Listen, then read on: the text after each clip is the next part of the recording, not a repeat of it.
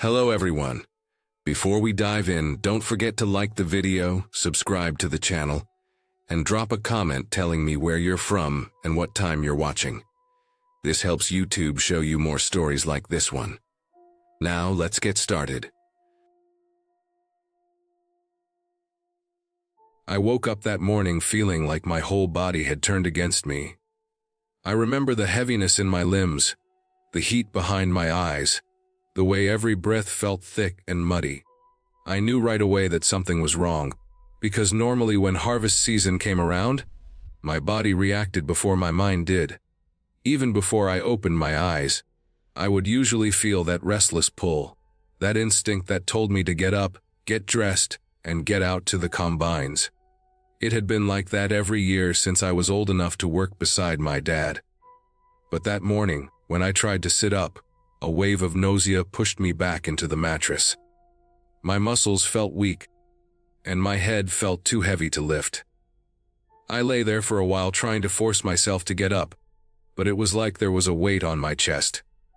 Eventually, I managed to swing my legs off the bed, but the moment I stood, the room slid sideways and I had to grab the wall.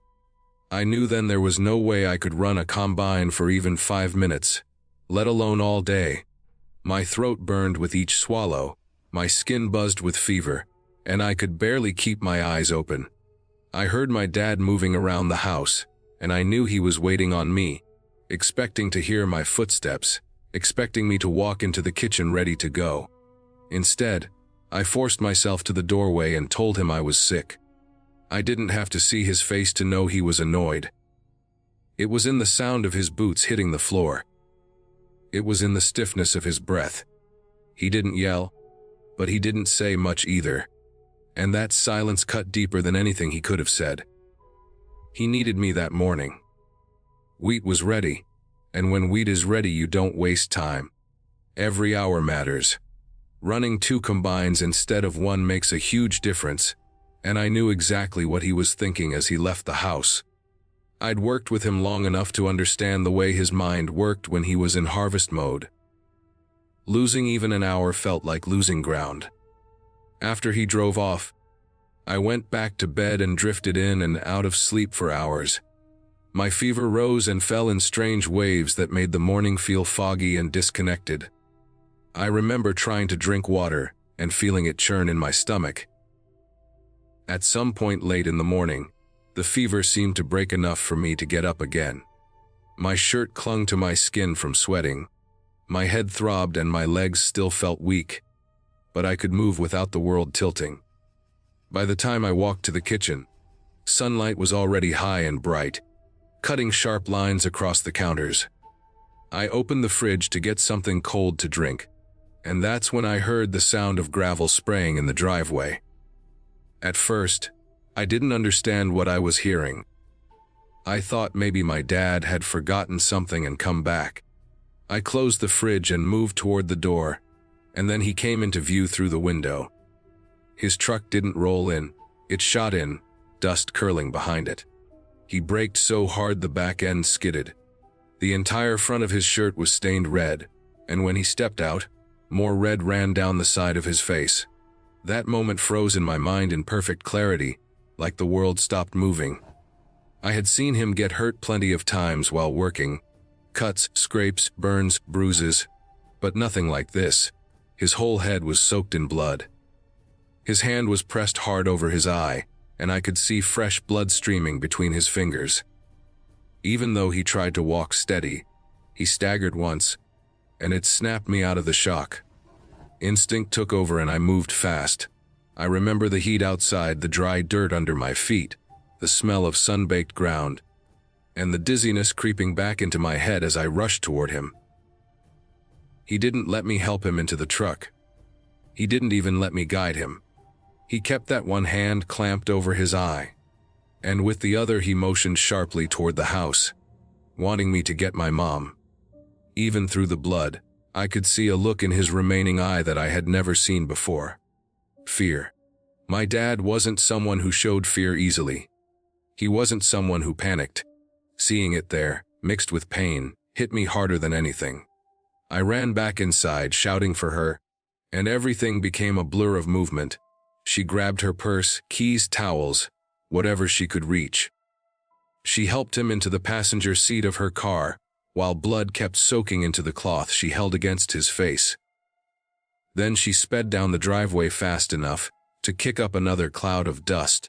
I stood there long after they disappeared, feeling useless, feeling sick in a completely different way than before. My stomach twisted with guilt almost immediately. I knew my dad. I knew exactly why he had pushed himself into whatever situation caused that injury. He was trying to save time. He was trying to make up for the fact that I wasn't there. And because he was in a rush, he took a shortcut. Later, I learned exactly what happened. He had been running the combine alone, filling grain, checking gauges, keeping the machine moving. He needed to clear the fan screen on the other side of the cab. But instead of climbing down, walking around, and then climbing back up from the platform side, he tried to climb around the cab from where he already was. It wasn't impossible, but it wasn't safe either. There were steel edges, awkward footholds, the thresher running below, and moving parts everywhere. He slipped and fell headfirst, and the side of his face slammed right into the steel auger finger. The metal point went straight into the corner of his eye. It cracked the orbital socket and sliced open the side of his head. A fraction of an inch in another direction, and he would have lost the eye completely. Or worse, he could have died out there in the field. Alone, on a running machine. He had to get plastic surgery to repair the damage. They stitched the gash, repaired the bone, and over time, it faded. If you saw him now, you'd barely notice the scar unless you knew what to look for. But the memory of seeing him that day, blood everywhere, holding his eye, pain in his face, stayed burned into my mind. I thought about it constantly afterward. Every time I replayed the moment he drove into the yard, I felt the same guilt rise up in my chest. I kept imagining him on that machine, irritated, thinking about picking up my slack, rushing because he didn't have me out there helping him. I imagined him taking those few dangerous steps, trying to save 30 seconds that he should have known weren't worth it. But alongside the guilt, another emotion grew. Anger. Anger that he let frustration push him into something so risky. Anger that he put himself in a position that could have killed him. Anger that the situation ever happened in the first place. Yet it didn't end there. That wasn't the only time something close to disaster found him around the farm. The second time happened when he was simply walking around a grain bin, checking the area, something he had done 1,000 times. The ground around those bins is usually dry and dusty, scattered with bits of chaff and gravel. There are always gaps between the metal structures and the dirt, dark places where small animals sometimes hide. But on that day of all days, a rattlesnake had coiled itself right in his path. He stepped directly onto it. He felt the shape under his boot before he understood what it was. The snake lifted its head and froze. He froze too. Because any sudden movement could have triggered the strike. For a moment the whole world seemed to hang on that tiny space between two living things, deciding whether this was going to end in violence or escape. The snake didn't strike.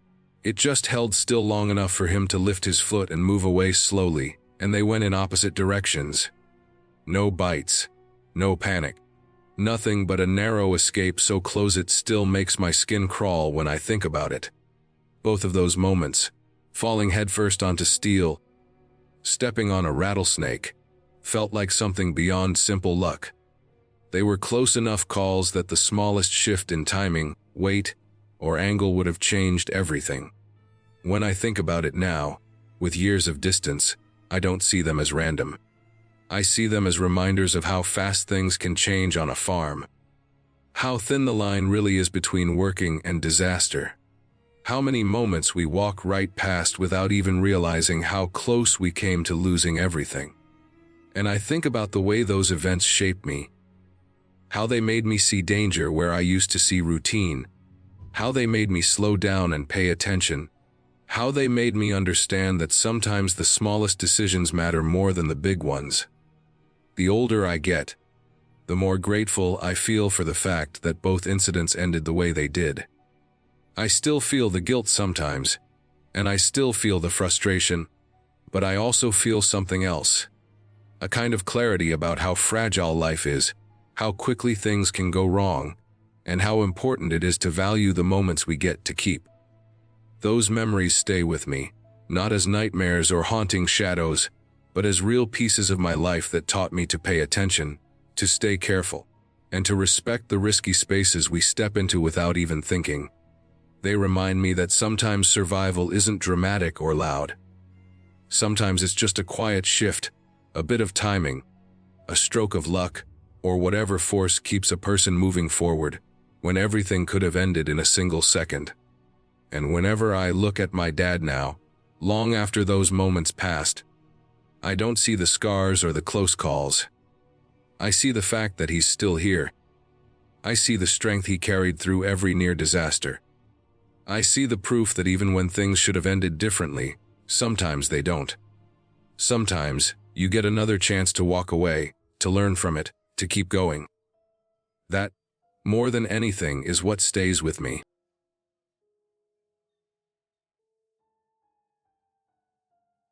I was driving back home late at night after being out of town, the kind of night where the road feels endless, and the darkness around the fields looks heavier than usual. The sky had no moon, just a dull layer of clouds that held the darkness down close to the ground. Everything felt still in that strange way that only farmland at night can feel. I was tired and just wanted to get home, but my dad called and asked if I could stop and shut off some irrigation valves before heading back. It wasn't unusual. We usually ran a couple dozen at a time, and turning them off was simple. I didn't have a flashlight with me, but I figured I could just use the headlights of my pickup and go down each row, shutting them off one by one. I pulled the truck up to the first valve and walked over to shut it. The ground was soft from the day's watering, and each step felt like stepping onto a sponge. The smell of wet soil mixed with the faint scent of crops and damp weeds. I could hear water running through the lines and dripping off some leaves nearby. The air had that cool bite that comes right after sunset. I kept the engine running and the headlights pointed down the rows, giving me a long beam of pale light to work in. I moved to the next valve, then the next. My boots sank slightly into the dirt each time I crouched to twist the handle. I made it about halfway down when I noticed the light shift just a little. Not a flicker from the truck. It was more like something thick passed through the beam. I kept going, but a heavy feeling settled in the back of my neck. I twisted another valve shut, and then walked a few steps farther when everything around me seemed to dim. It wasn't pitch black, but it suddenly felt darker, like something huge stepped between me and the passenger side headlight. I could tell something was blocking it completely, because the ground that had been lit up was now covered in a deep shadow. I whipped around fast. My heart jumped into my throat. I didn't see anything clearly, just a tall, dark shape crossing in front of the truck. It moved in a way I didn't recognize at first, not running, not walking slowly, but passing through the light like it barely touched the ground. It slid from blocking the passenger, side beam to blocking the driver, side beam in maybe 3 seconds, and then it kept moving across the front of the truck. The thing didn't make a sound. No footsteps, no rustle, no breathing, nothing. Just a massive shadow gliding through the headlights before disappearing into the darkness beyond them. My instincts kicked in, and every hair on my body stood up. For a moment, I just froze there with my hands still covered in dirt. The night suddenly felt bigger, emptier, and way quieter than before. I talked myself into believing it was just a big coyote, maybe a huge one, or maybe a stray cow. But even as I walked the rest of the row and finished shutting off the valves, that explanation didn't sit right. Coyotes don't block headlights completely. Cows make noise. Whatever this thing was, it moved too smoothly and too silently to fit any normal animal I knew. I finished up fast and jogged back to the truck. My boots hit the ground harder than before, because I just wanted to hear my own footsteps. The silence was getting into my head. I got in, slammed the door, and locked it without even thinking. I stared at the field for a good 10 seconds before driving off. The whole way home my chest felt tight, and the darkness outside the windows looked thicker than usual, like anything could be out there, moving right alongside me. That night stuck with me for a long time, but it wasn't the thing that bothered me the most. The scariest moment I ever had actually happened in broad daylight, when everything should have felt safe and normal. I was out planting trees with my dad along the river. We farm close enough to the river that wildlife is common, and stray dogs sometimes wander through the area. Over the years, our own dogs had been attacked a few times, and every time it happened, my mom would fall apart with worry. Because of that, any scene involving dogs near the river always put me on alert. The day was clear, warm, and quiet except for the distant sound of water moving along the rocks.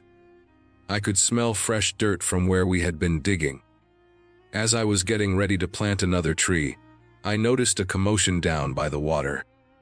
A group of stray dogs were circling something in the river, biting at it and lunging. Their movement was frantic and aggressive, splashing water everywhere. At first, I thought one of our dogs had gotten down there and was being attacked or dragged under. My stomach dropped. I banged my hand on the side of the truck to get my dad's attention and motioned for him to back up the riverbank. He did, and I jumped off and ran closer. I picked up a rock, a heavy one, and threw it as hard as I could toward the dogs. I didn't have a clear line of sight at first, but I managed to hit the water near them.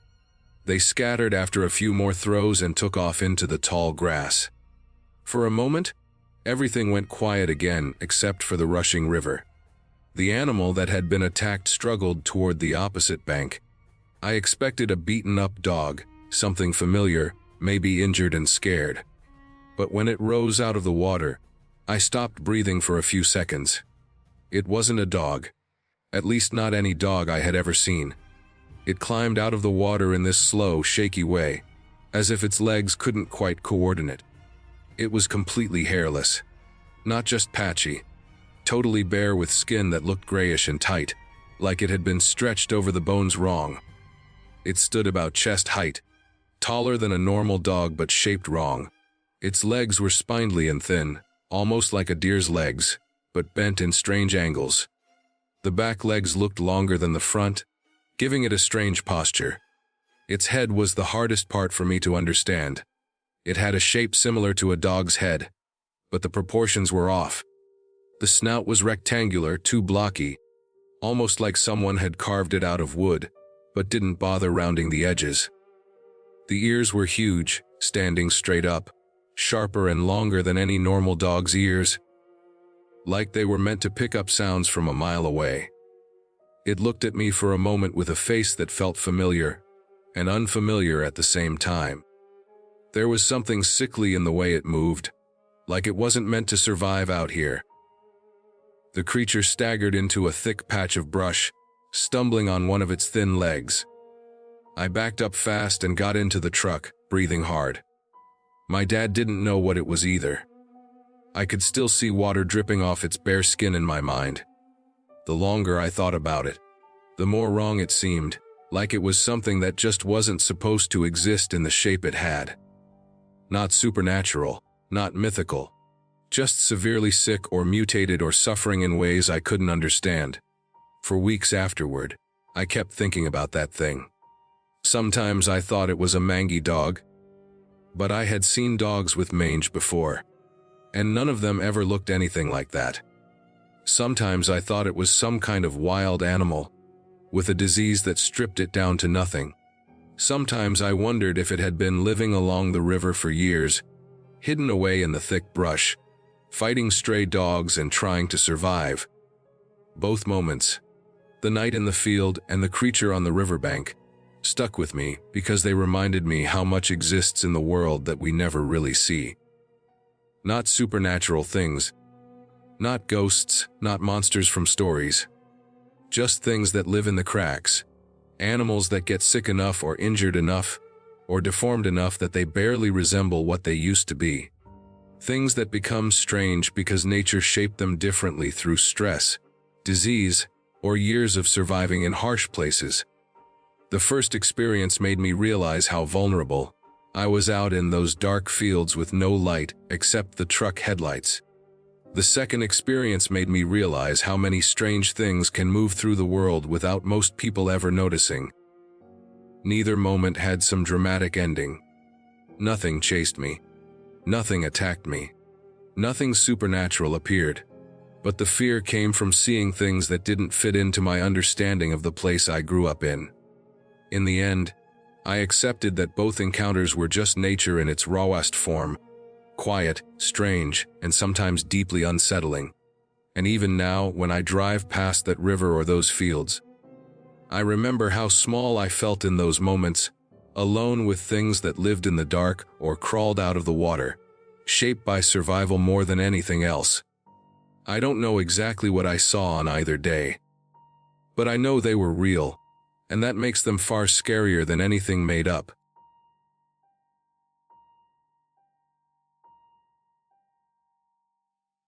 I grew up spending a lot of time on my grandfather's farm, and even now, after so many years, I still remember the way that place looked, smelled, and felt. It was one of those farms that stretched out so far that you could stand at one end and not see the other. The land rolled in long, gentle waves, with patches of tall grass that swayed differently depending on how the wind hit them, as if the fields had moods of their own. I always liked how quiet everything seemed out there. You could hear the wind over the grass, the soft calls of birds far away, and the slow footsteps of cattle moving around somewhere you couldn't see. The cows were free range, which meant that they wandered as they pleased. My grandfather never confined them, unless he needed to check on something. Most days you'd see them scattered in small groups, sometimes at the far end of the property, sometimes up close, but always doing their own slow, peaceful thing. They looked like heavy, relaxed creatures with no interest in anything except eating and lying around. I had never seen any of them run unless something startled them, and even then, it was more of a quick shuffle than a real sprint. They were part of the background of the farm, always there but never demanding attention. The farm had a main house, which was old but solid. The porch creaked under your weight, and the wood had this faded look that you only get from decades of sun and rain. There were always tools leaning against the walls, old boots tucked under a bench, and a screen door that slapped shut if you let it go too fast. Everything had a practical feeling. Nothing was there for decoration. The house smelled like a mix of dry wood, cooking oil, and old paper from the stacks of newspapers my grandfather refused to throw away. The kitchen had the same yellow counter pattern it had since before I was born, and the living room had that soft buzzing silence that rural places have inside the walls. My grandparents weren't home that day. We knew that before we arrived because their truck wasn't in the usual spot by the shed.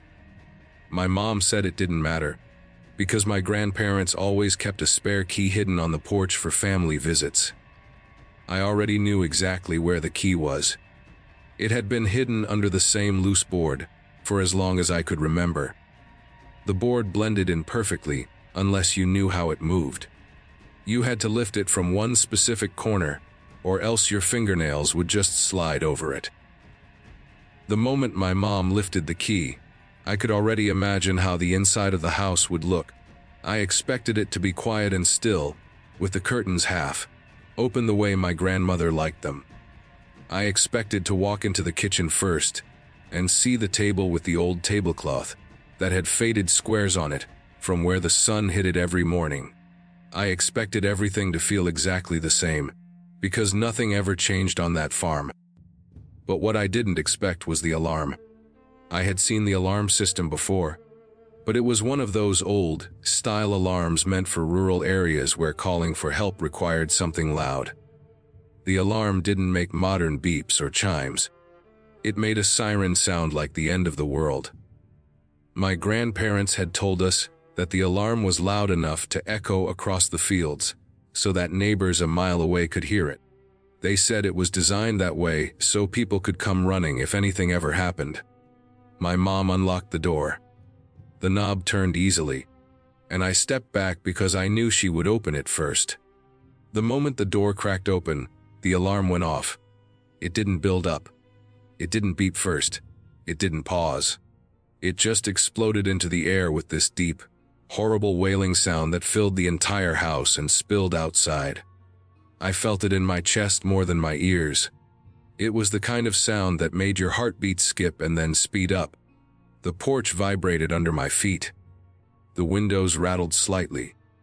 And for a moment I had the instinct to cover my ears and run, even though I knew I shouldn't. My mom stepped inside quickly and tried to figure out what to do, but she didn't know the code. My grandparents rarely set the alarm, but for some reason this time they had. My mom rushed to the phone. It was an old rotary phone, the kind you had to turn in circles to dial each number. I always liked that phone because of the clicking noise it made each time you rotated the wheel. It felt like a tiny machine inside was working hard to connect you to someone. She tried to call one relative, then another, but it took time to dial each number. All the while, the alarm kept screaming through the house and out across the fields. While my mom focused on the phone, I walked toward the front window, without really knowing why. Maybe I was just looking for something familiar to ground myself. The alarm felt so overwhelming that staring outside at the quiet fields seemed comforting. I expected the countryside to look exactly as it always looked, still, open, calm. I thought maybe I'd see a few cows in the distance, grazing without any interest in what was happening near the house. But I didn't see that. I saw movement. At first, it didn't register because everything moved slowly in the distance. Grass, shadows, leaves. But this movement was different. It grew larger, closer, faster. At the far end of the field, a group of cows was running. Not walking, not trotting, running. And I had never seen them run like that before. They were far away, but I could see their bodies leaning forward. Their legs moving fast, their heads slightly lowered in focus. Then I looked in another direction and saw another group of cows running too. And then another, and another. Cows from every side of the property were sprinting toward the house, all of them coming in at full speed, as if something inside the house was pulling them forward. It was such a strange sight that at first I thought I was imagining it. Cows didn't run this way. They didn't all run at the same time from different directions. They didn't gather like this for anything. I kept watching, frozen in place, as the thunder of their hooves grew louder. It wasn't loud like the alarm. It was more like the dull, heavy rumble of something huge approaching. The ground didn't exactly shake, but it felt alive, as if the land itself was reacting to the sudden rush of heavy bodies. My mom was still on the phone behind me, trying to reach someone, flipping through numbers, listening to rings that no one was answering. She didn't know what was happening outside. She only heard the alarm blocking out every other sound. I pressed closer to the glass and kept my eyes wide open. The cows were getting closer. I could see their muscles moving, their sides expanding with each breath, the way their hooves kicked up small patches of dry dirt. They weren't slow, confused movements.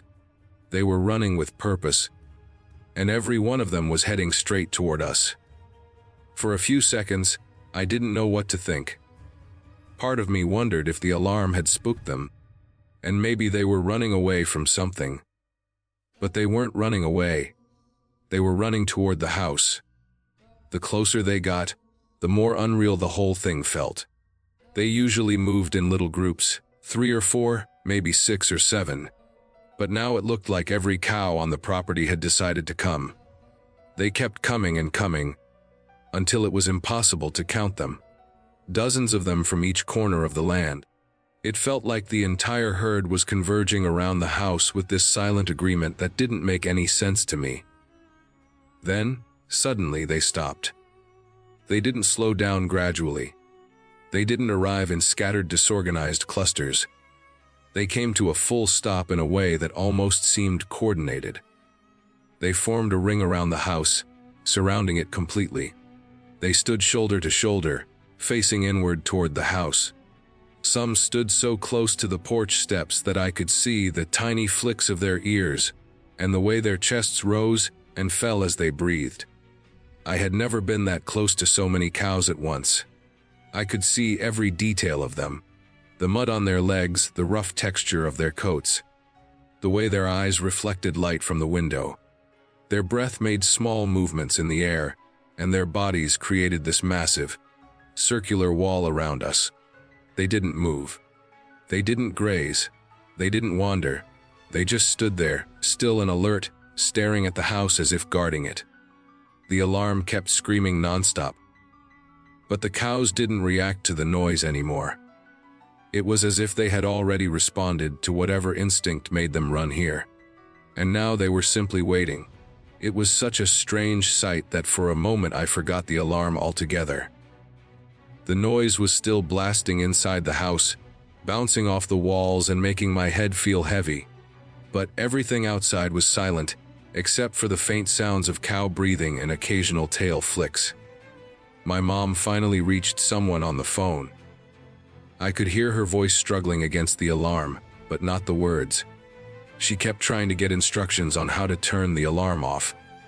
Meanwhile, I stayed glued to the window, unable to look away from the ring of animals surrounding us. I remember thinking how odd it was to feel both safe and trapped at the same time. The cows didn't seem aggressive. They weren't pawing at the ground. They weren't snorting or making loud noises. They just stood there, forming a quiet but solid barrier around the house.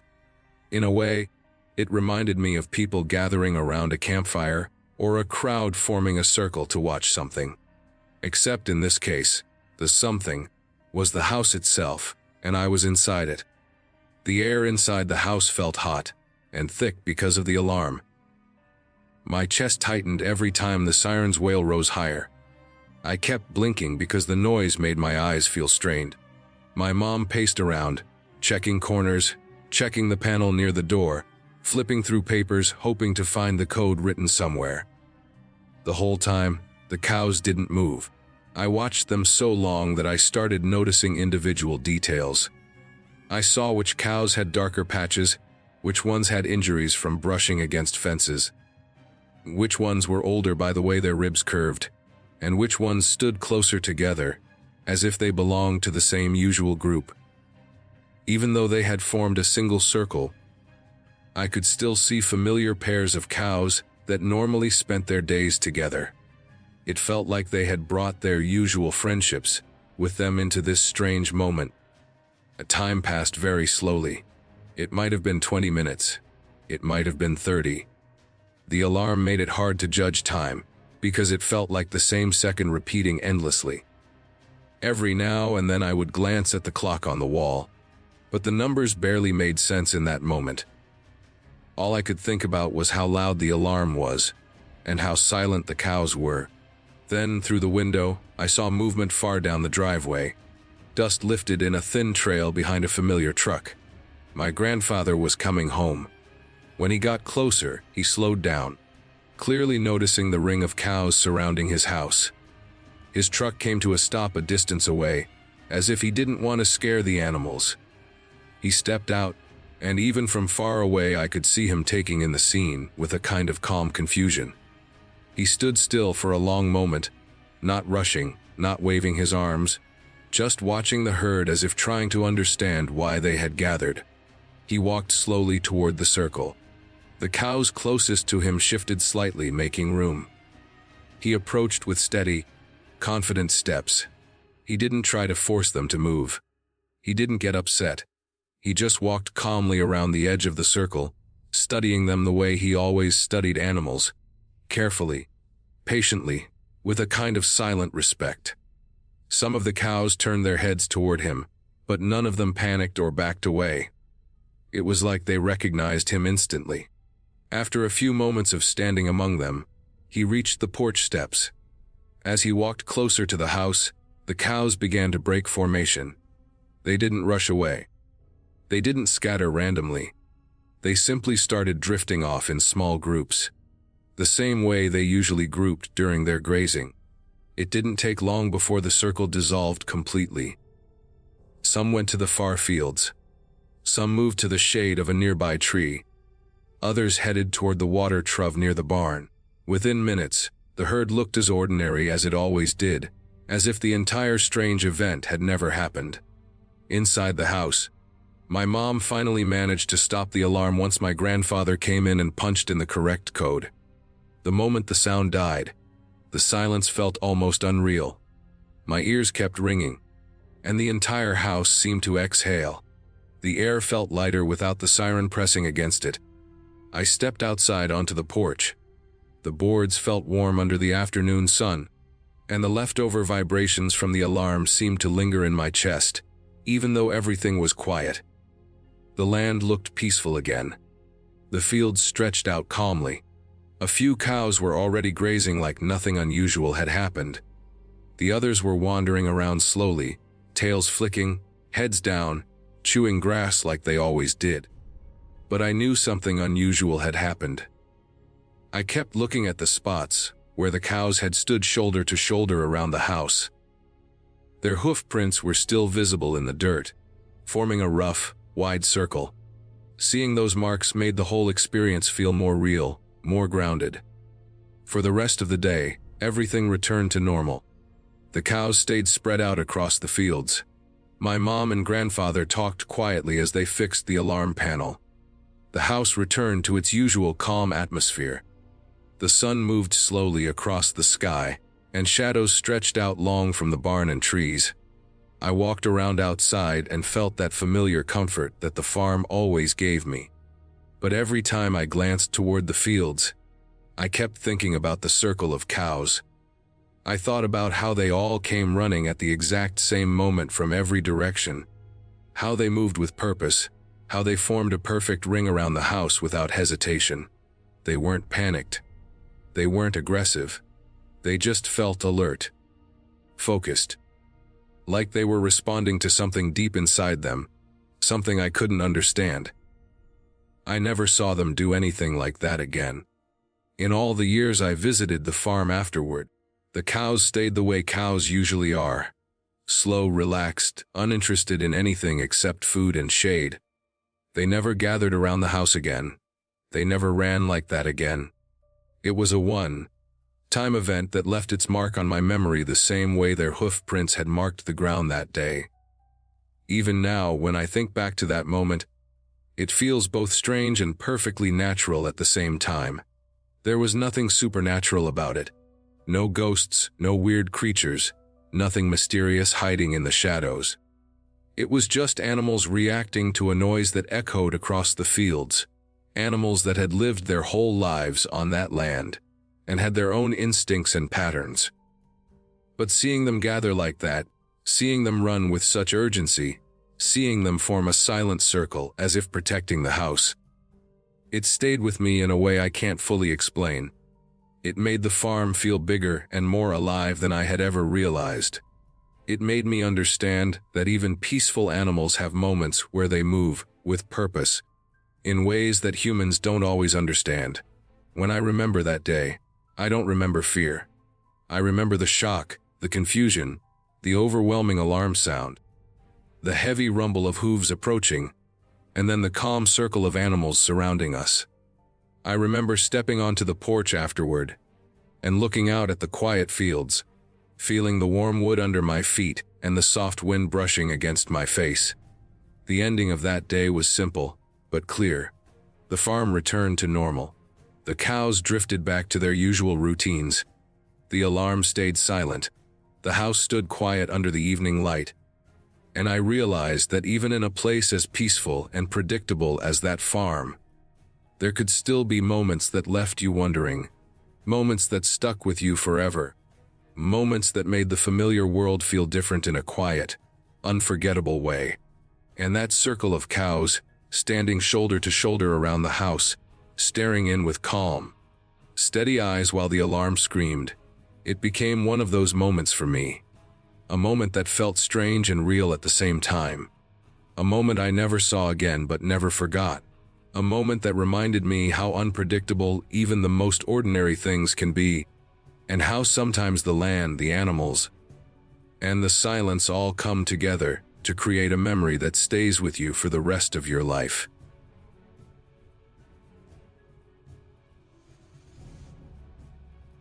I grew up around cattle, dirt roads, and long stretches of land where the tree lines felt endless.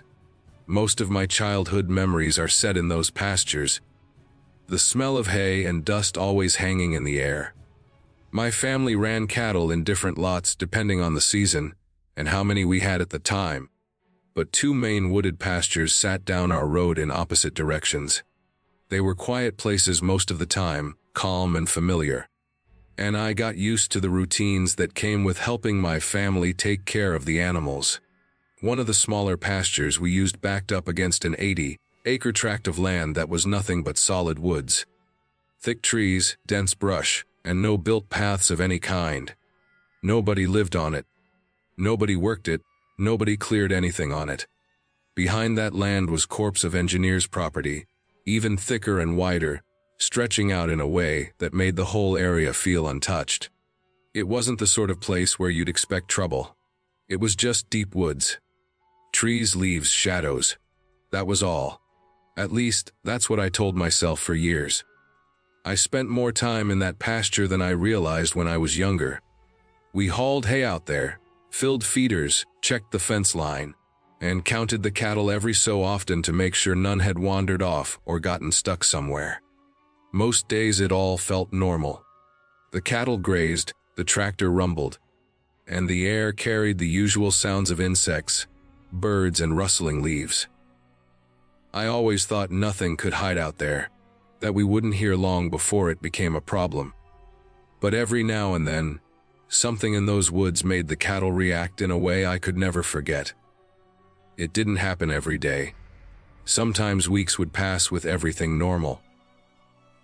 But then there would be a day when we pulled up in the tractor, the engine loud and steady, and before we even reached the feeders, I could feel something different in the way the cattle moved.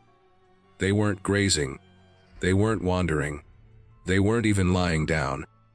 Instead, they were gathered in a loose group far away from the fence line, their bodies tense, their heads all pointed in the same direction, the woods.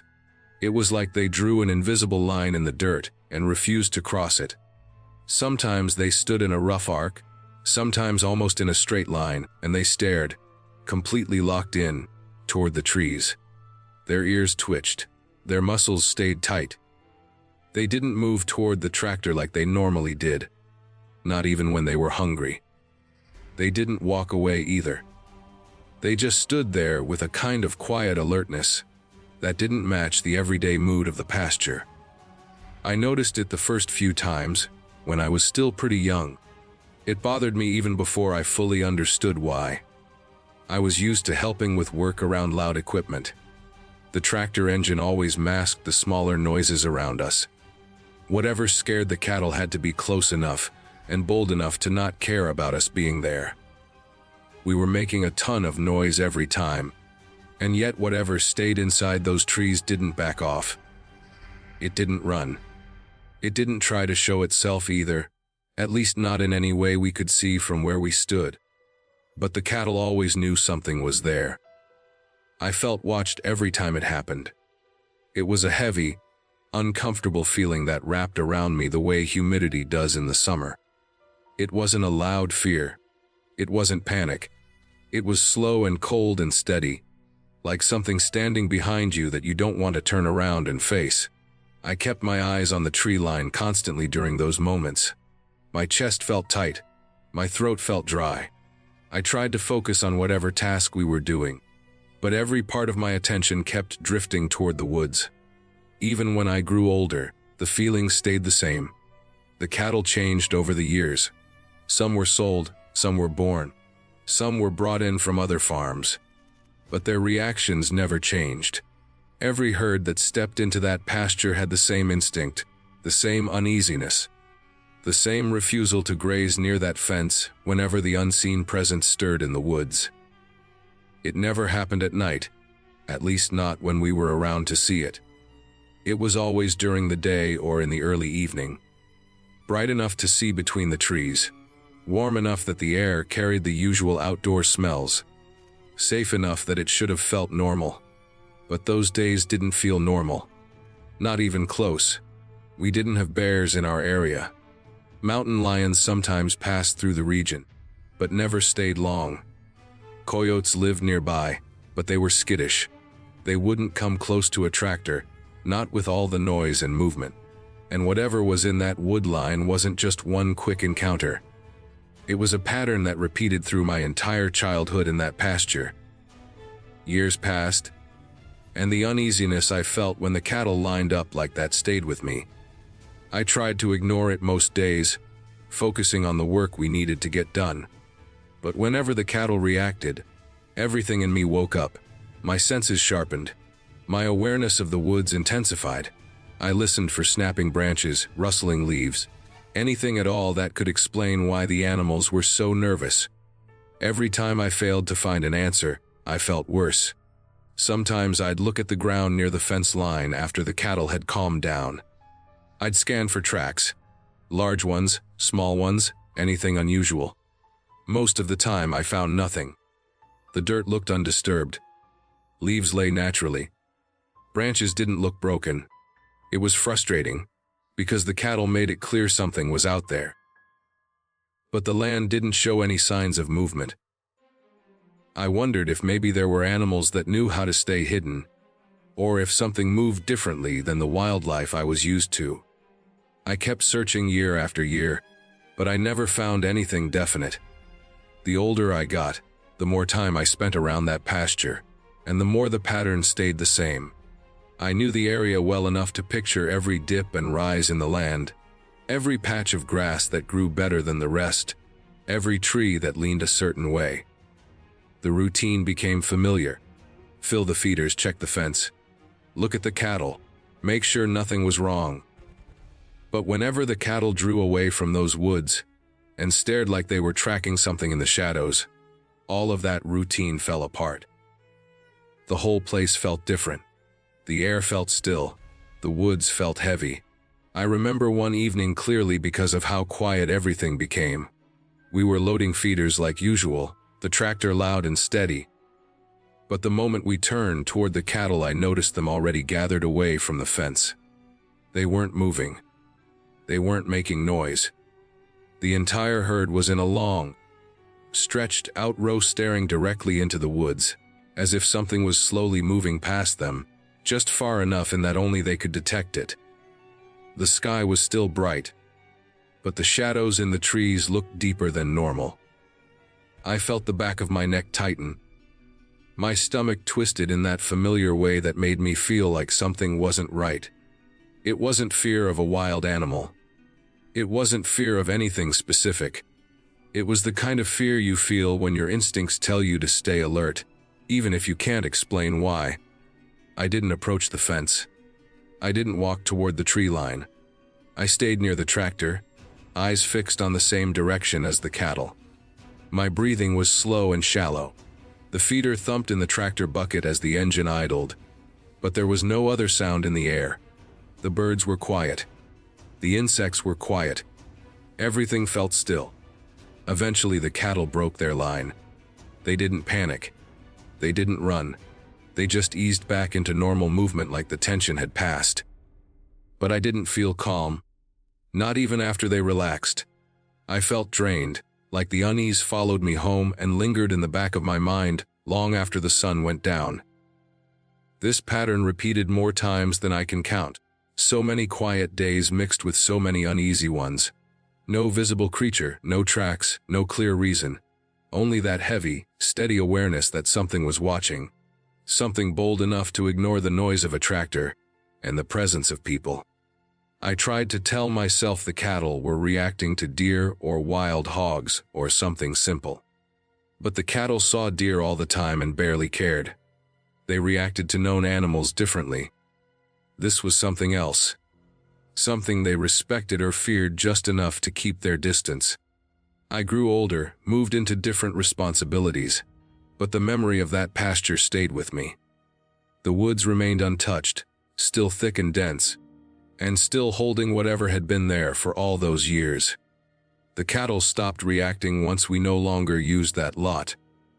But the memory of those lined-up animals never faded. The older I became, the more I understood one thing clearly: just because you never see something doesn't mean it isn't there. Nature has layers. Some animals are smarter than we think. Some learn how to stay hidden. Some learn patterns of movement we don't notice. And sometimes the biggest signs come from how other animals react, not from what we see ourselves. The cattle reacted to something real, not supernatural, not imaginary. Something that moved quietly, stayed hidden, and watched from a place where the shadows swallowed everything deeper than a few feet. It didn't attack. It didn't approach. It didn't make a show of itself. But it was there long enough and often enough for the herds to sense it throughout my whole childhood. I still don't know what it was. Maybe a lone predator passing through those woods year after year. Maybe something territorial that didn't like the presence of cattle near its hidden routes. Maybe something that learned to move silently around noise. Maybe even a species common enough to exist, but rare enough in our area that I never caught sight of it. All I know is that whatever lived in those woods kept its distance but never backed away. And every herd we ever ran in that pasture felt it instantly, even before we noticed anything was wrong. The experience taught me something that stuck with me as I grew older. Sometimes the land holds more than we understand. Not strange things, not supernatural things, just quiet, wild things that don't show themselves easily. Things that move on their own terms. Things that live in spaces humans don't enter. Even now, when I think back on that pasture, I can still picture the cattle standing alert, ears pointed forward, bodies tense, all staring in the same direction. I can still remember the feeling in my chest when I looked toward the same trees. Not fear of a monster or ghost. Just the sharp, clear sense that something was out there, unseen, steady, patient. And the truth is simple. Whatever it was, it had been there long before we brought cattle to that pasture, and it stayed long after we were gone.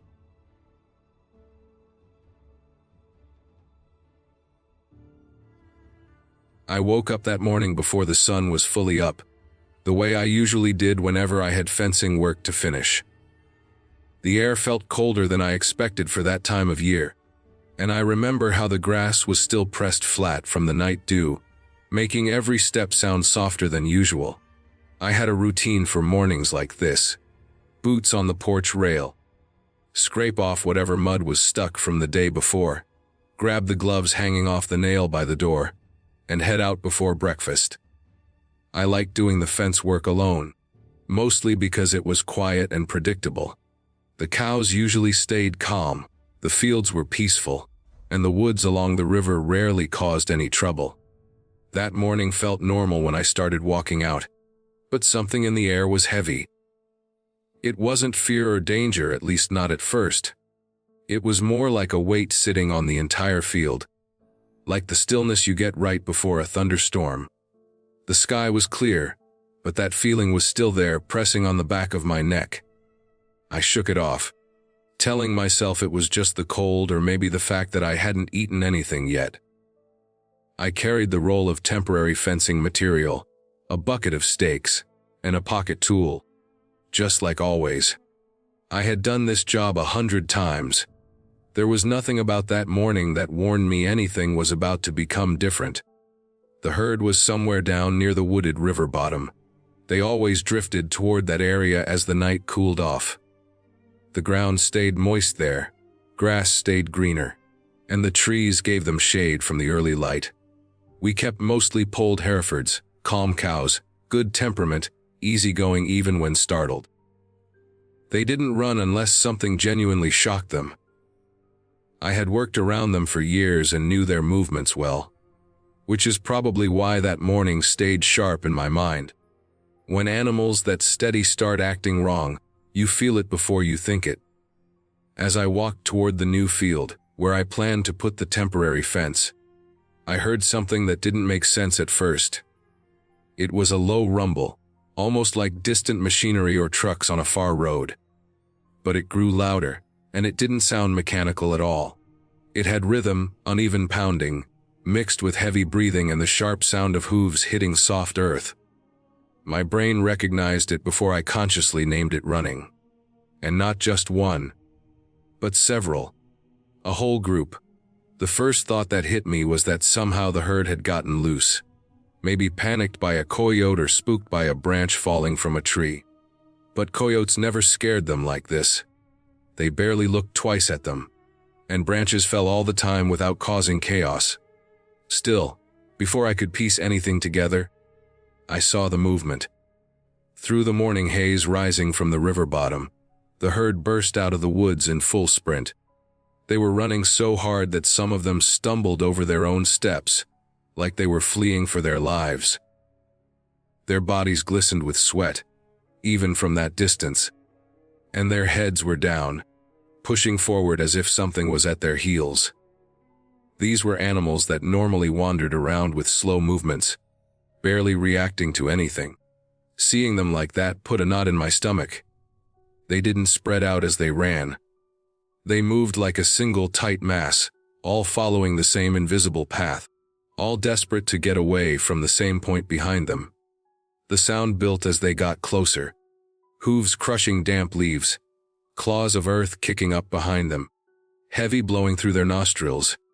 They weren't just uneasy, they were terrified. I froze where I stood, gripping the fencing material against my chest. The sight of them like that made something cold settle deep inside me. I scanned the tree line behind them, expecting to see something obvious. Another animal, a fallen tree. A hunter who shouldn't have been there, anything that would explain it. But the woods looked normal, dark in places, lit in others where the morning sun streamed through. Nothing moved. Nothing followed them. When they finally reached the clearing and slowed enough for me to see their faces, every one of them had their eyes wide, whites showing more than I'd ever seen on a cow, their ears pinned tightly, bodies tense, sides heaving.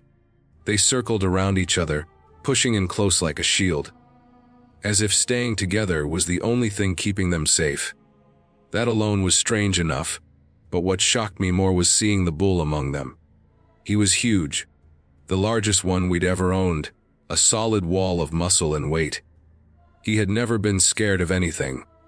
I had seen him walk straight through loud machinery, push cattle twice his size, and stand unbothered even when we had storms loud enough to shake windows. He didn't back down from anything. But that morning he was trembling. His whole chest expanded and collapsed with deep frantic breaths, and he planted his feet in a stance I had only seen once before, when another bull challenged him years ago. This time, though, he wasn't bracing to fight. He was bracing to defend himself. Seeing him like that made something inside me tighten in a way I had no words for. If something had frightened him, something I couldn't see, something still in those woods, then whatever it was had to be serious.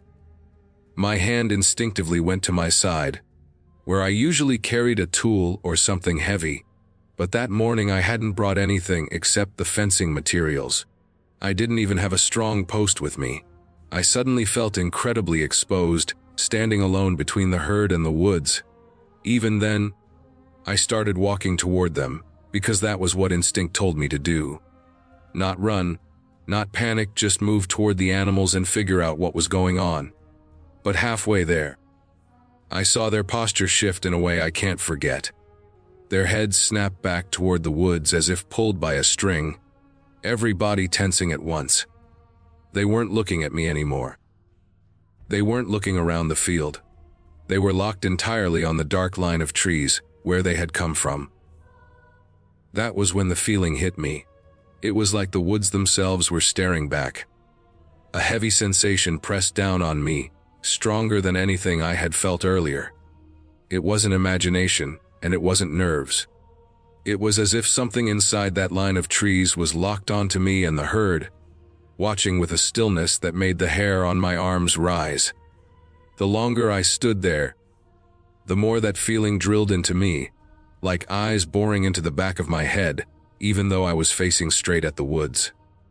I stopped walking immediately.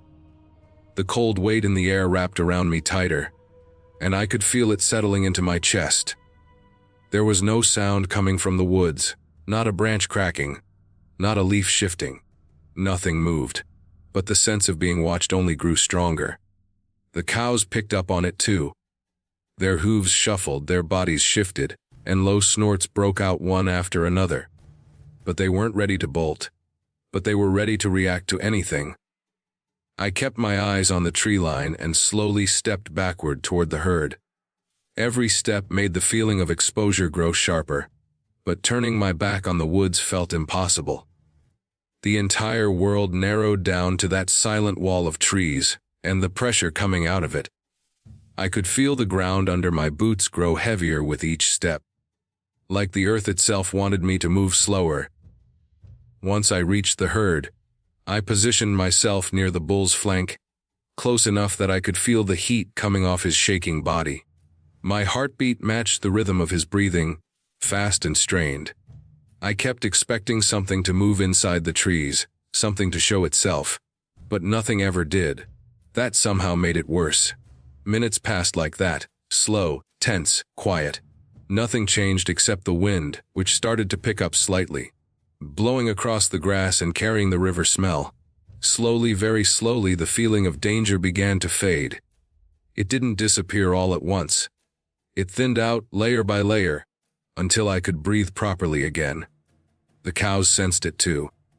Their muscles loosened, their breathing eased, and some of them lowered their heads enough to sniff the ground. Eventually, they wandered away from the tight circle and began grazing like nothing had happened. It wasn't instant, but it was steady. They drifted apart, picking at the grass, moving slowly like they were testing the air. The bull was the last to relax. His body stayed tense for longer, his head still angled toward the trees. When he finally turned away and lowered his head to graze, the knot in my chest loosened enough for me to feel my hands again. I didn't go into the woods that day. I didn't check the trail they ran from. I didn't try to track anything or look for prints. Every part of my body told me not to push my luck. Whatever had been there had left, but the memory of that pressure stayed deep inside me. I finished the fencing job later, but I took the long road around, far from the river bottom. As the days passed, I kept thinking about what could have caused it. The usual possibilities didn't fit. Bears were almost never seen in that part of Ohio, and even the rare juvenile that wandered in wouldn't have sent the entire herd into a frantic sprint like that. Coyotes definitely weren't capable of it. There were no hunters allowed anywhere near our property that day. No storms, no loud noises, nothing out of the ordinary. I tried to reason through it piece by piece. Maybe a sudden movement in the woods had startled them. Maybe a fallen tree had crashed unseen. Maybe a wild dog had gotten close enough to trigger a chain reaction. But none of those explanations matched the way the herd acted. They had fled with pure panic, the kind that comes from something immediate and overwhelming. The bull's fear alone ruled out anything small. The sense of being watched, heavy and sharp enough to freeze me in place, ruled out anything simple. For weeks afterward, the cows avoided that part of the woods. They grazed around it, circled far from the tree line, and refused to settle near the river bottom when the light faded. Even the bull stayed clear of it.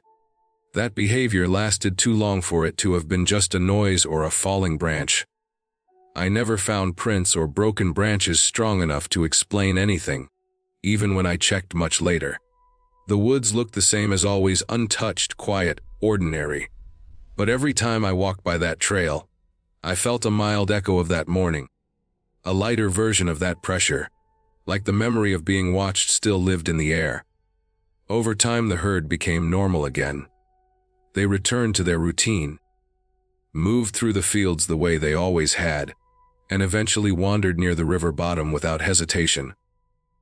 The bull regained his confidence, and the fear that had hit them so hard slowly faded into something like a distant memory. I took that as a sign that whatever caused the panic hadn't stayed there. It had moved on or simply passed through. What stayed with me wasn't the lack of answers, but the clarity of the moment. Animals don't panic for no reason. They pick up things we don't. They sense danger before we do. And standing there that morning, feeling the same thing they felt, made me understand how deeply instinct still controls us, no matter how much we think we've grown past it. The ending to that moment wasn't dramatic. Nothing came out of the woods. Nothing attacked. Nothing revealed itself. But the clarity was in the fact that something real had been there. Something powerful enough to scare a herd that never panicked. Powerful enough to shake a bull that feared nothing. Powerful enough to make me stop dead in my tracks without seeing a single movement. As the years went by, that morning stayed locked in my memory in a way no other day on the farm ever did. Not because something happened, but because something almost did.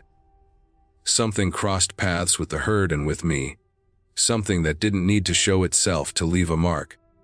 I didn't get hurt, the cows weren't harmed, and the woods stayed quiet afterward. But that moment taught me more about the land than any noise, footprint, or sighting could have. Sometimes danger doesn't announce itself. Sometimes it doesn't roar or appear in plain sight. Sometimes it's nothing more than a pressure in the air, and a herd of animals running from a place they should have felt safe. And sometimes the clearest answer is simply that there are things in the world, natural, explainable, real, that we don't always see, but we feel with absolute certainty when we cross their path. That morning was one of those times, and it was enough.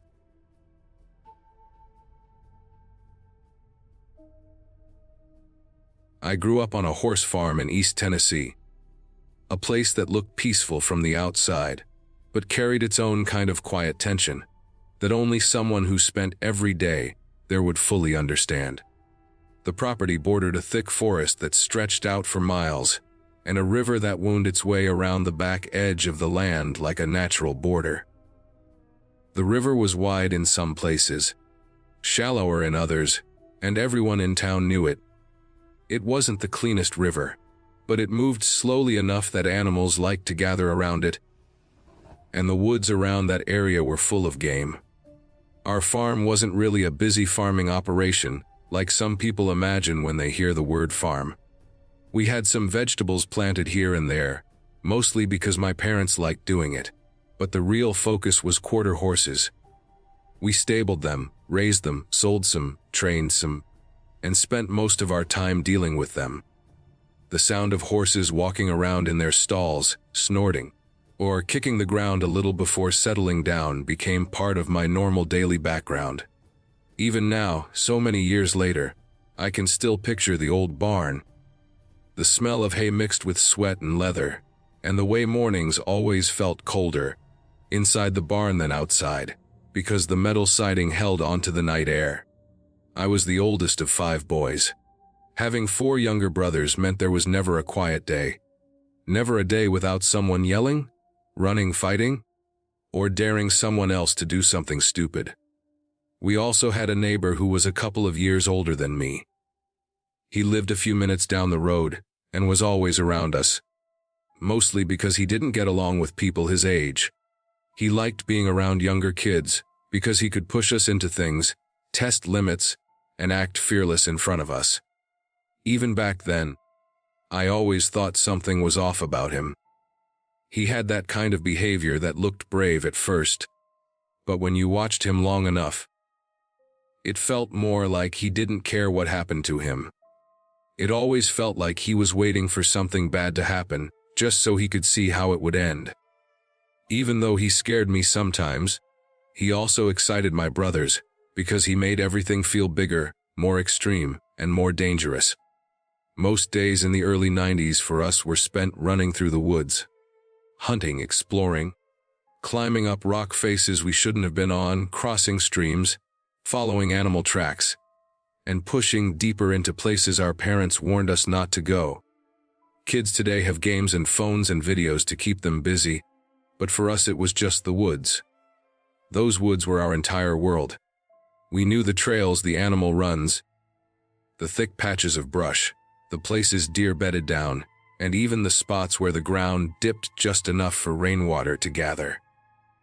We knew where snakes liked to hide during summer, where raccoons crossed the river at night, and where you could find old rotten logs that you could turn over to catch salamanders and insects. But there was one specific rule. We were not supposed to cross the culvert that ran over the river and into TWRA land.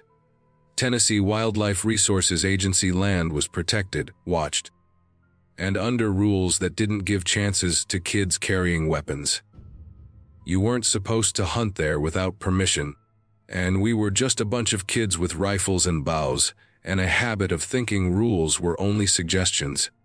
Our parents didn't care if we explored close to the property or even a little beyond. But crossing the culvert was something they were firm about. They didn't want us getting caught, didn't want to deal with fines, and didn't want us messing with land that wasn't ours. But rules don't stop kids who think they know everything. My neighbor was usually the first one to push for going further. He took pride in going where adults said not to go.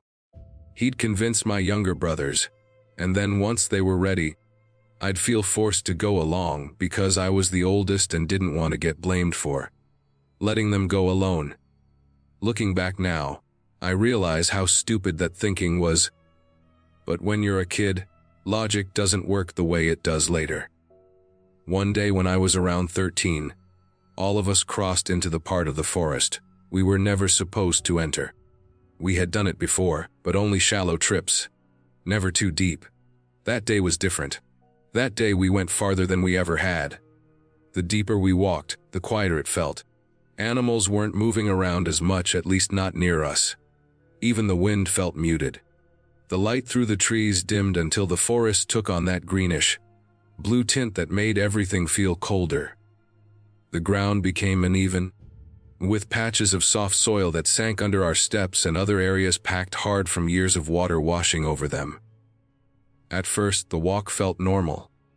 My brothers were joking around, pushing each other, stepping in mud just to splash someone else. My neighbor walked ahead like he always did, acting like a guide even though he had never been out that far either. I walked with my bow slung over my shoulder, looking around, trying to figure out why the deeper woods felt different. It wasn't fear right away, just uneasiness, the kind that sits heavy but doesn't fully reveal itself. We kept moving until one of my brothers pointed at something through the trees. At first, I didn't see it, but the closer we got, the more obvious it became.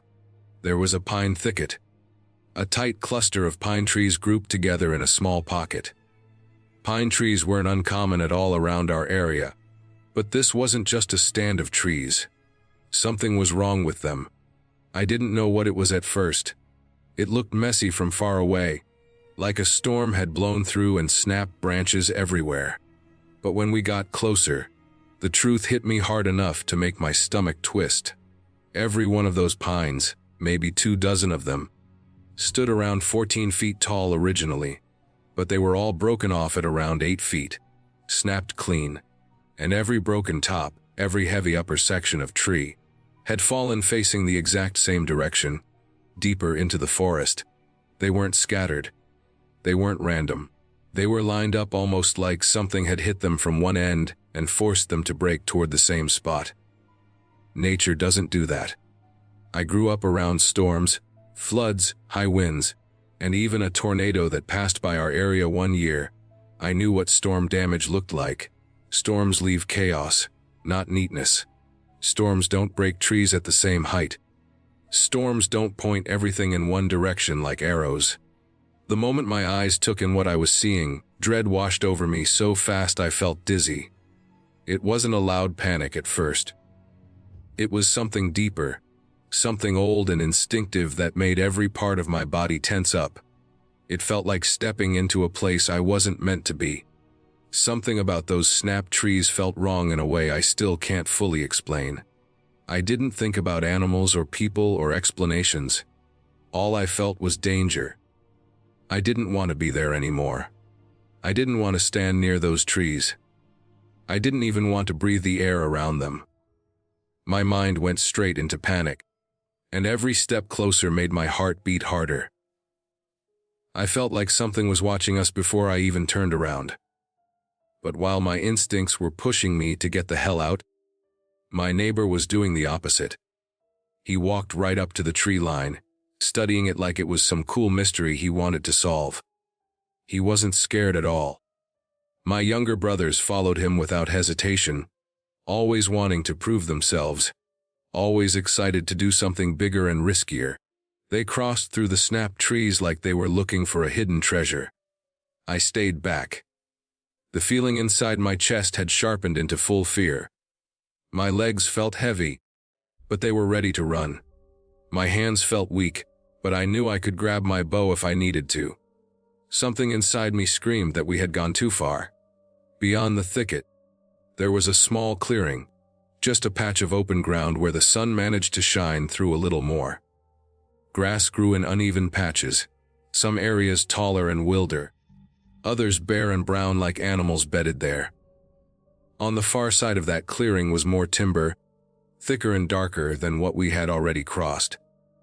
My neighbor wanted to check it out. He stepped forward with two of my brothers behind him. My youngest brother hesitated but still moved closer. I didn't follow. My fear wouldn't let me. I knew something was wrong long before the real danger showed itself. Just as they crossed into the clearing, a sound came from behind us. It wasn't the sound of the wind or an animal moving quietly. It wasn't a branch falling. It sounded like something big, really big, coming through the woods in the exact spot where we had just walked minutes earlier. Heavy steps, branches moving, brush snapping, weight shifting against the ground. It wasn't running, but it also wasn't slow. It sounded deliberate, confident, like whatever it was didn't care who heard it. That sound froze me. My whole body went cold. I didn't turn immediately because I didn't want to see what was behind us. My brothers and neighbor didn't react at first. They thought it was me stumbling or maybe a deer. But I knew better. I stayed low and moved wide, trying to circle back toward the trail. I didn't want to be near the thicket anymore. I didn't want to be near the clearing. I didn't want to be anywhere close to whatever was making that sound. As I backed away, I put about 50 yards of space between myself and the others. I could still see them because the trees thinned just enough, but I wasn't close enough to grab them if something went wrong. Then it happened.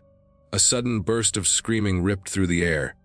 Not animal screaming, human screaming, my brothers, my neighbor. The kind of screaming that you can't fake, the kind that comes from pure fear and shock. I saw movement at the thicket, fast movement, branches shaking, bodies stumbling out of the shadows. My neighbor flew through the air. Not jumped, not fell, flew. His body lifted like something had thrown him. He went up and forward like a rag doll tossed by something with enormous strength. He hit the ground hard, rolled, and screamed again as he held his shoulder.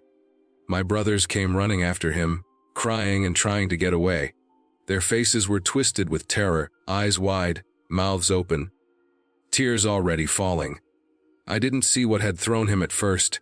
It stayed in the shadows of the trees. But then it stepped forward. I will never forget that moment. My mind still tries to soften the memory sometimes, make it less intense, but the truth stays the same. A figure stepped out of the thicket. It was tall, much taller than any person I had ever seen. If I had to guess, I'd say 10 feet or close to it. Its body looked human-shaped, but thicker, wider in the shoulders, built like something that evolved for strength above all else. Its arms hung low, longer than a man's, and its whole body was covered in dark, jet-black hair. It wasn't fluffy or soft-looking. It was thick and coarse, like the winter coat of an animal adapted to cold or harsh environments. Even though the forest was dim, the hair absorbed the light instead of reflecting it. Its face wasn't clearly visible from where I stood, but its posture, its size, and the way it moved were enough to kill any logical explanation I tried to come up with. It wasn't acting like a predator hunting. It was acting like something that was warning us, like something defending its area. And then it let out a sound. Calling it a scream doesn't describe it correctly. It was more like a deep, powerful roar mixed with something that vibrated through the ground and through my chest. I didn't hear it with my ears as much as I felt it with my whole body.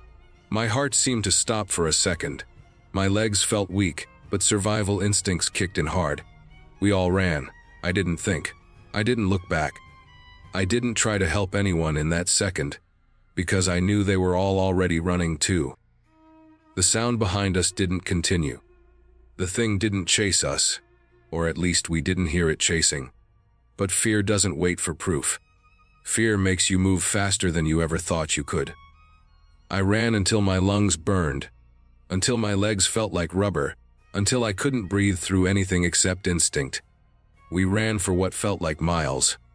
Branches tore at our clothes and arms. Mud sucked at our shoes. Rocks rolled under our feet. The forest blurred into shapes and shadows. All we cared about was putting distance between us and that part of the woods. We finally collapsed near the line of our property, lying on the ground gasping for air, trying to understand what had just happened. My neighbor was crying silently, holding his shoulder.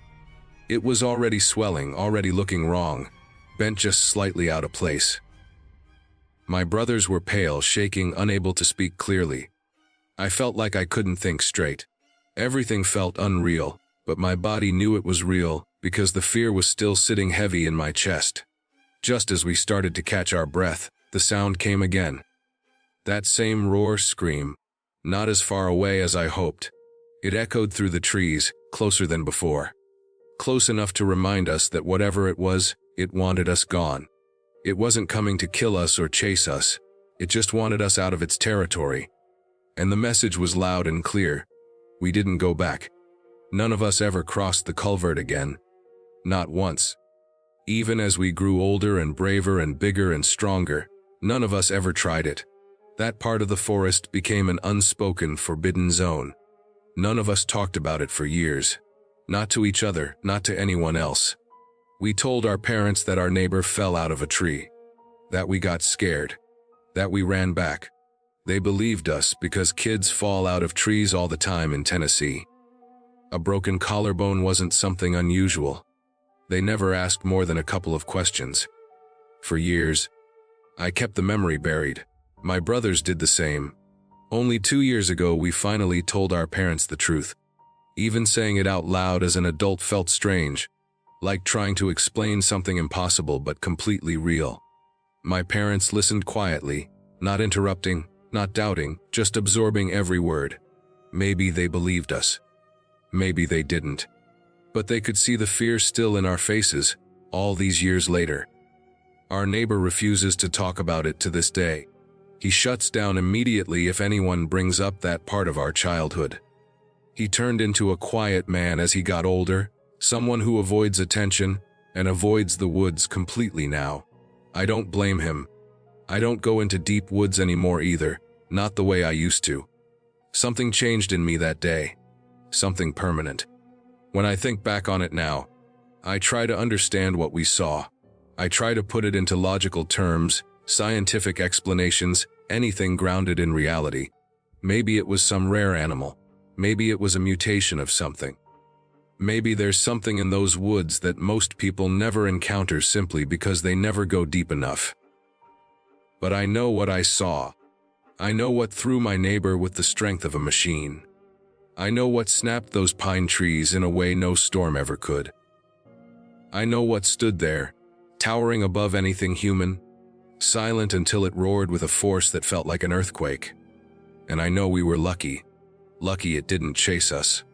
Lucky it didn't do worse. Lucky it only wanted us gone and not dead. The forest behind our farm hasn't changed much over the years. The river still runs slowly. The trees still sway in the wind. Animals still move through the undergrowth. But I never feel the same calm there that I used to feel as a kid. Even when I stand far from the border, the memories come back in flashes. The broken trees, the weight of the air, the scream that vibrated through bone. I don't need anyone to believe me. I don't need to tell the story to dozens of people. It stays with me whether I talk about it or not. It's part of the land I grew up on, part of the childhood I lived, part of the fear that shaped who I became. People say the woods hold secrets, and I believe that. Some places aren't meant for humans, and sometimes nature reminds you of that in ways you never forget. We crossed a line that day, and something made sure we understood why we shouldn't have. I have never gone back, and I never will.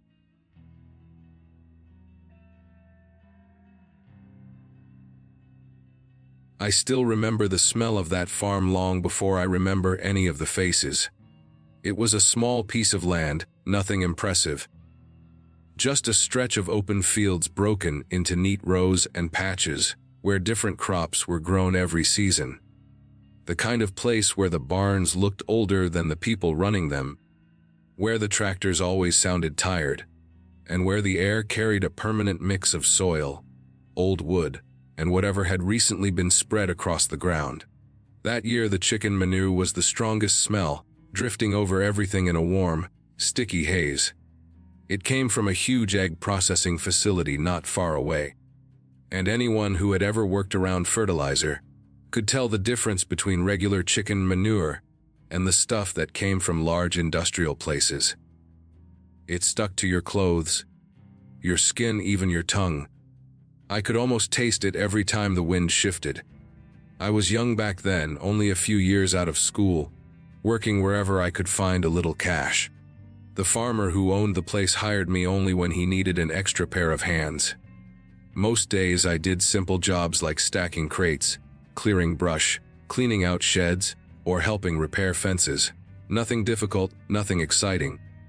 Just long hours under the sun, and that slow farm rhythm, where everything moved according to the season rather than the clock on your wrist. But that day was different. That day we were planting potatoes.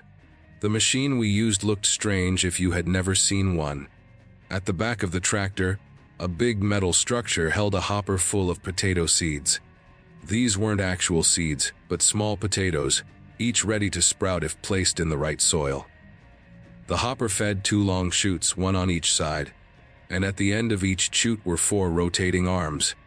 Each arm had needles pointing outward, sharp enough to pierce a potato and carry it until it dropped into the open trench cut by the machine. The axle spun the arms, and our job was simple but constant. Make sure each arm had a potato stuck onto the needles before it rotated down into the ground. If one arm came around empty, that meant a missed spot in the row, which the farmer hated. The seats on the back of the machine were small, metal, and always vibrating.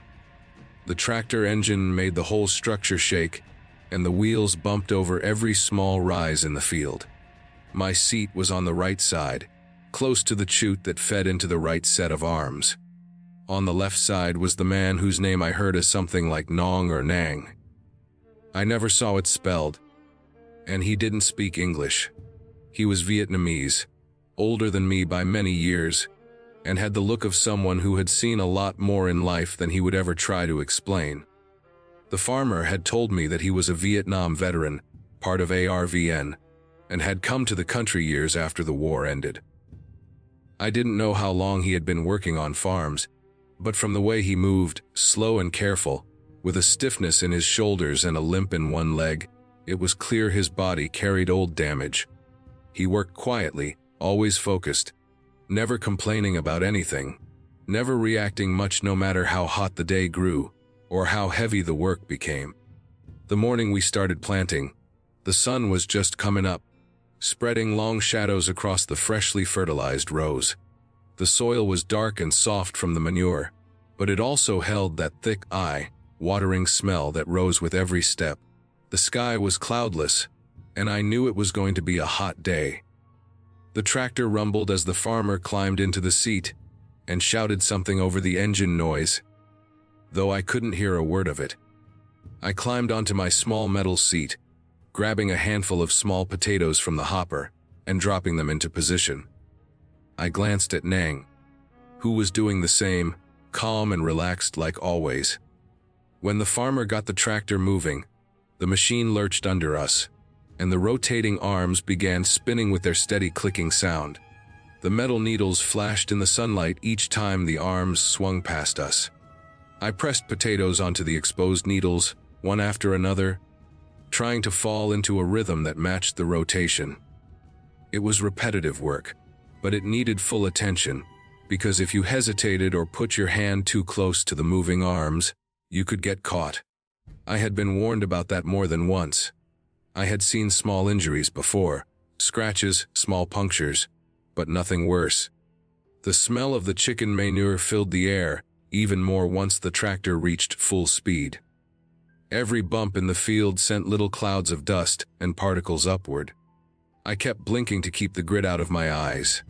Sweat started rolling down my back only a few minutes into the job.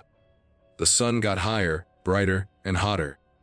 And even though the machine shaded part of us, the heat from the engine added another layer of discomfort. I kept my eyes mostly on the rotating arms in front of me, grabbing potatoes from the hopper and making sure each arm had one stuck on before dropping away. Sometimes one would slip, or the potato would be slightly too small and wouldn't pierce right, so I'd have to grab another quickly. The motion became automatic after a while, and the world narrowed down to the spinning axle, the vibrating seat beneath me, and the steady thumping of the tractor engine. I could feel the machine working through my whole body, shaking my bones, making my teeth buzz. My shirt stuck to my back, and dirt coated my arms. I looked over at one point and saw Nang working the same rhythm, steady and calm. His hands moved smoothly, like he wasn't even thinking about it. His face didn't show any frustration or strain. He seemed like someone who had learned long ago how to accept discomfort without reacting to it. I didn't know anything about his past except that he had been in the war. But even without knowing the details, you could see it in his eyes and posture. He carried something deep, something heavy. He never smiled, never frowned, just worked quietly day after day. The machine clattered along for what must have been about an hour. The sun climbed higher. The smell got stronger. My shirt was drenched. The hopper vibrated behind me, full of small potatoes rattling against each other. The soil passing beneath the machine looked smooth, dark, and freshly split open in neat lines behind us. Everything felt normal, routine, predictable. Then something changed in my peripheral vision. It was nothing obvious at first, just a slight shift, a tiny hesitation in the movement of the arms on Nang's side. I didn't register it as anything dangerous until I heard the change in the sound of the mechanism. The axle on his side slowed slightly, making an uneven clicking noise. I turned my head fully toward him just in time to see his hand caught on the rotating mechanism. It didn't look real at first. I saw his wrist where it shouldn't have been, jammed between two arms, and one of the needles buried deep through the center of his hand. The machine kept trying to pull his hand forward as the arms rotated, but his body weight stopped it enough to jam both sides of the axle. The entire structure shook harder, and the clicking sound shifted into a grinding vibration that traveled into my seat. I felt the metal frame tremble under me. He didn't scream. He didn't jerk or panic. He didn't even pull away. His head turned toward me slowly, calm and steady, and when he saw me looking at him, he said my name with this strange level tone, followed by a quiet request for help. The steadiness in his voice hit me harder than if he had shouted. It was like he had accepted pain so many times in his life that it didn't surprise him anymore. My brain seemed to freeze for a moment. Then a rush of adrenaline hit me so fast I felt my heart slam against my ribs. I looked at his hand again. The needle had gone straight through the center, all the way through, so deep that I could see the metal point sticking out on the other side. Blood began dripping slowly, almost too calmly, mixing with the dirt already coating his skin. I felt panic rising in my chest. I tried waving my arms at the farmer, trying to get his attention. The tractor kept going for a few more seconds before he turned his head, saw my frantic movements, and realized something was wrong. The machine lurched as he hit the brakes. The The sudden stop sent a jolt through my whole body. As soon as the tractor stopped, the farmer climbed down fast and came around the machine. He saw the jammed mechanism and didn't waste a second. He pulled the belt off the axle to stop the arms from moving entirely. Without that belt, the rotation stopped immediately, leaving everything shaking in place, but no longer pulling against Nang's hand. The moment the belt came off, the machine sagged a little as the tension released. Blood dripped more freely now. I leaned closer without touching him, afraid to make anything worse. The farmer grabbed Nang's wrist and tried to move his hand free, but the way the needle had gone through made it almost impossible. The hole was straight through, a clean puncture, but the surrounding skin had already started swelling. We worked together, trying to angle his hand just right. When it finally came free, it made a soft tearing sound that I still hear in my memories sometimes. When his hand came loose, I saw the hole clearly, round, red, almost perfectly punched. You could see light through it if he held it up. Bits of dirt and chicken manure clung to the edges of the wound. I knew enough about how dangerous fresh manure was to understand immediately how serious that was. The infection risk was unbelievably high. That stuff wasn't just dirt. It carried bacteria that could eat through flesh faster than most people realized. His arm shook slightly as he sat still, but his face barely changed. The farmer wrapped a piece of cloth around Nang's hand, pressing it tight, then helped him down from the machine. Even then, Nang didn't cry out or tense up.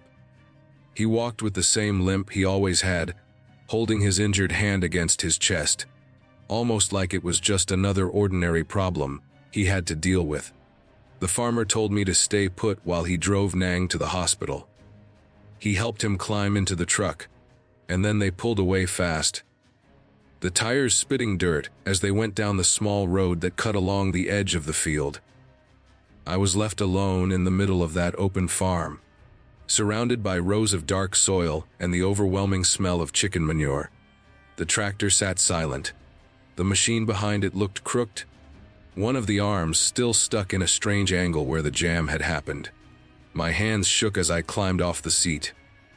I stood there for a long time, trying to calm my breathing, trying to make sense of what I had just seen.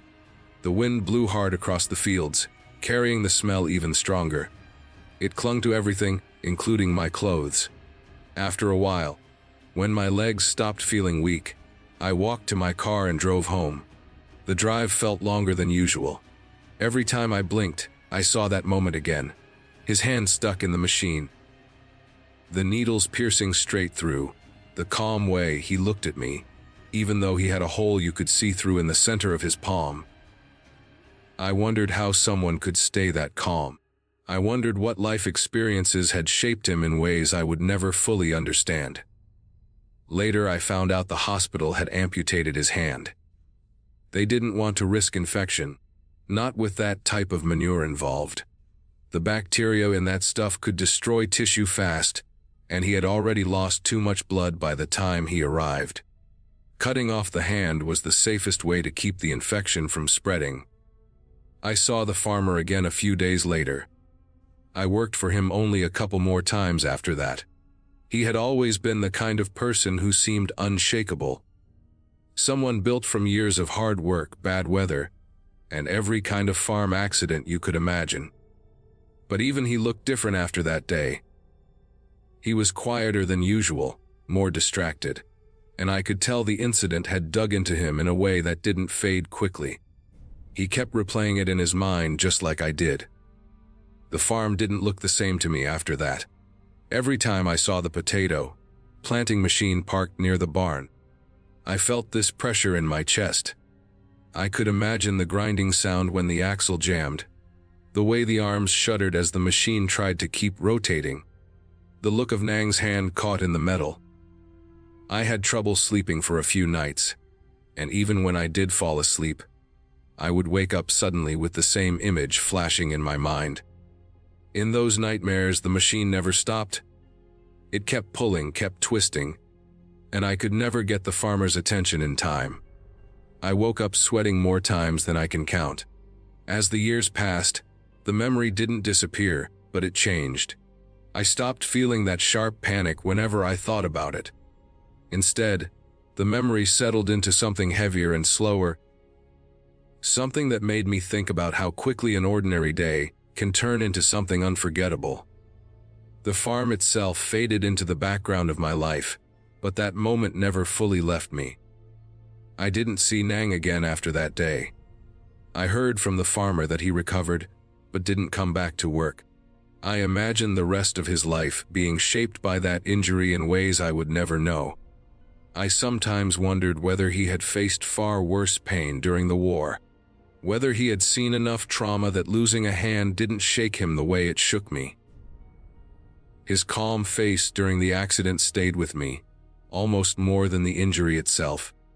It felt like I had witnessed a piece of someone's life that had been shaped by events far bigger and darker than anything I had ever known. Even now, more than 30 years later, I can still picture the scene clearly. The sunlight on the rotating arms, the smell of chicken manure rising with every breath, the machine shaking violently when it jammed, the quiet way Nang looked at me while blood ran down his palm. All of it sits in my mind like it happened yesterday. The older I get, the more I understand how fragile the body is, how quickly things can change in a single moment. I've worked many jobs since then, and I've seen accidents, injuries, and all sorts of dangerous situations. But nothing ever matched the intensity of that day on the farm. It wasn't because the injury was the worst thing I'd ever seen. It was because of the calmness that surrounded it. The way the world kept moving for a few seconds, even after everything had gone wrong. The accident taught me something I didn't understand at the time. It taught me how much strength people can carry silently. It taught me how quickly life can shift from normal to life-changing. And it taught me that some memories stay with you whether you want them to or not. I don't have nightmares about it anymore. Those faded years ago. But every now and then, when I'm doing something with my hands, or when I smell fertilizer in the air during the spring, I think of that day. I think of the potato planting machine shaking under me. I think of the hole in Nang's hand. I think of the way the farmer looked afterward, shaken in a way I had never seen before. And I think of how that one moment, in an ordinary field on an ordinary morning, stayed with me for the rest of my life. It didn't ruin anything. It didn't haunt me forever. But it became a reminder I still carry, a reminder of how quickly something normal can turn into something unforgettable, and how sometimes the things that stay with us aren't the loud moments or the dramatic ones, but the quiet, sudden shifts in an otherwise simple day. I've learned to accept that some memories don't fade, because they aren't supposed to. They stay so you remember the weight of the world, the fragility of the people in it, and the strange way life can change in a heartbeat.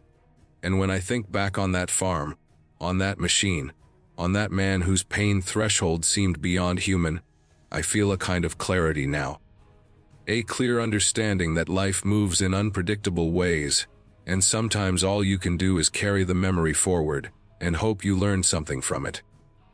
That day didn't break me. It didn't break the farmer either. And even though it cost Nang his hand, he walked away from it with a strength that still amazes me. The memory remains because it taught me something real about the world, something I never forgot, something honest and grounded. The story didn't end with fear or nightmares. It ended with understanding, slow, steady understanding that settled in over years. And maybe that's the clearest ending anyone can ask for. A memory that stays not because of horror, but because of the truth it showed about life, pain, and the quiet strength people carry without ever saying a word.